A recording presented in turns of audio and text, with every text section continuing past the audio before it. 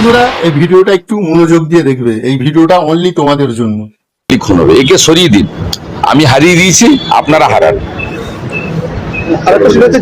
নন্দীগ্রাম যেটা করেছে গোটা বাংলা যদি করতে পারে শান্তি আসবে এখানে।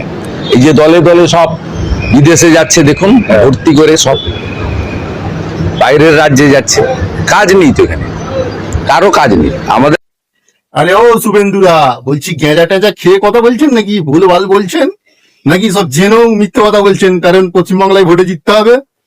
সব থাকতে বেশি পরিযায়ী শ্রমিক হচ্ছে ইউপি, তারপরে হচ্ছে বিহার, তারপরে আমাদের পশ্চিমবাংলা।